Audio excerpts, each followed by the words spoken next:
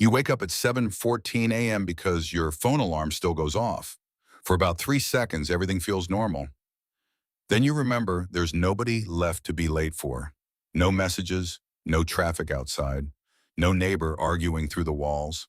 The entire city has been silent for 43 days. At first, the quiet felt peaceful. Now it feels like something pressing against your ears. You walk to the window of your apartment building and stare down at the street. Hundreds of abandoned cars sit exactly where people left them. Some still have their doors open. A city built for millions now exists entirely for one person. You. Nobody ever explained what happened. One day the emergency alerts started going off. Governments told people to stay indoors. Power grids failed in different countries almost simultaneously. Hospitals overflowed. Then the broadcast stopped. For a while you kept waiting for instructions. A rescue, helicopter, a military convoy, anything.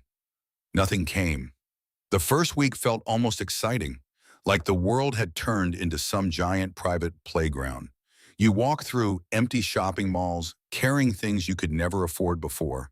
You drove expensive cars straight down the middle of highways with no speed limit because there was nobody left to stop you.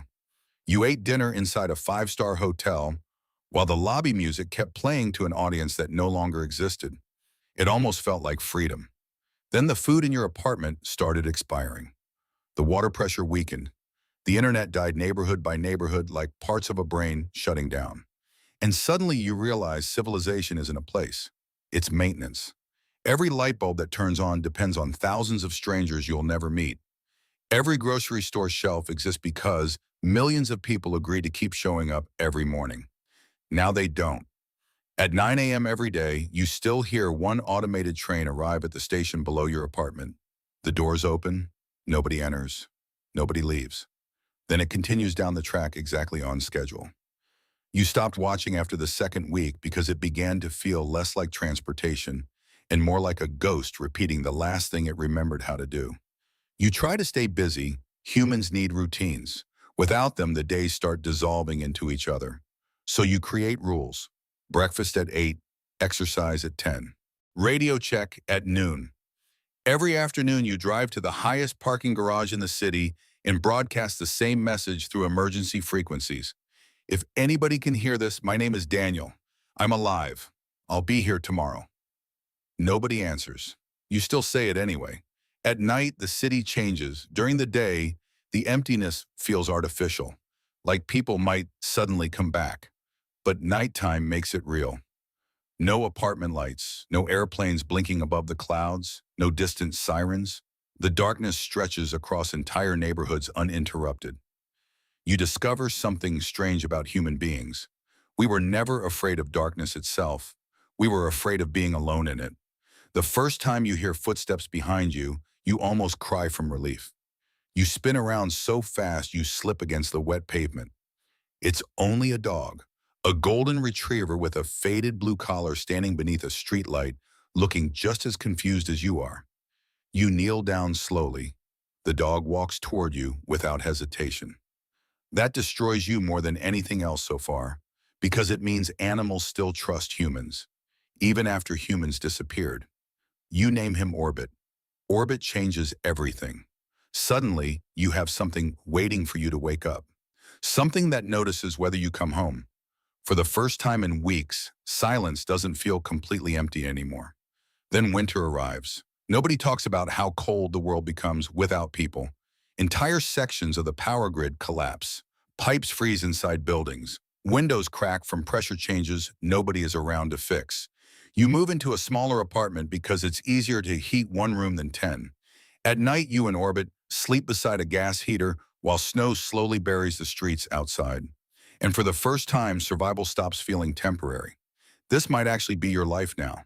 You begin talking out loud constantly, not because you're crazy, because silence becomes unbearable after enough time. You narrate simple things to yourself. Making coffee. Need batteries. Going downstairs.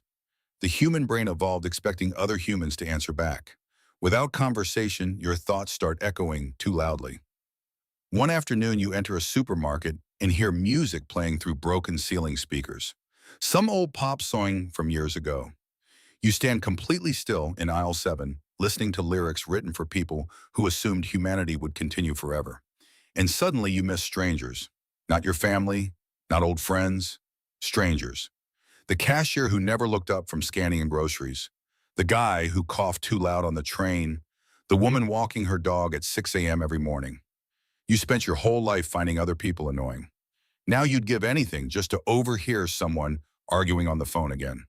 That's when you finally understand what civilization really was. Not buildings, not governments, not technology. Other people. You start visiting places simply to remember humanity existed. Museums, basketball arenas, airports. The airport hits hardest. Thousands of suitcases still wait beside silent conveyor belts exactly where people left them. Entire vacations frozen in time. You walk through an empty terminal while recorded announcements continue apologizing for delayed flights to destinations that no longer matter. For some reason, that almost makes you laugh. Humanity ended and the airport still can't get departures right. You laugh for nearly a minute straight. Then the laughter turns into something else, because there is nobody alive to hear it. 1 year passes. Your beard grows longer. Your world grows smaller. You stop exploring as much because every new place eventually tells the same story. Everyone is gone. The strange part is how quickly the world stops needing us. Grass breaks through highways. Ocean air rusts abandoned ships. Birds nest inside traffic lights. Nature doesn't hate humanity. It simply continues without asking where we went. Sometimes you climb to the roof at night and stare at the city skyline. Half the buildings are dark now. The others flicker inconsistently like candles struggling against wind. You realize humanity spent thousands of years trying to conquer nature. And all it took was our absence for nature to quietly begin taking everything back.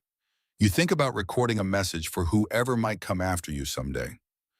A final explanation of what humanity was, but every version sounds ridiculous. How do you summarize billions of lives? Do you explain war, music, love, the internet, birthday parties, grief? How do you explain that humans were capable of building cathedrals and comment sections at the exact same time? One evening, Orbit falls asleep beside you while rain hits the windows.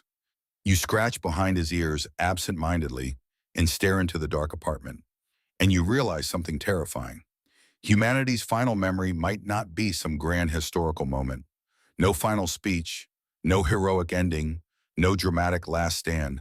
Just one exhausted person sitting quietly beside a dog in a dying city, trying to remember what other voices sounded like. You are the last human alive, the final witness to every invention, every mistake, every empire, every song ever written. And somewhere beneath all the loneliness, all the fear, all the silence, you slowly begin to understand something almost impossible to accept. Humanity was never the buildings we made. It was the people beside us while we made them.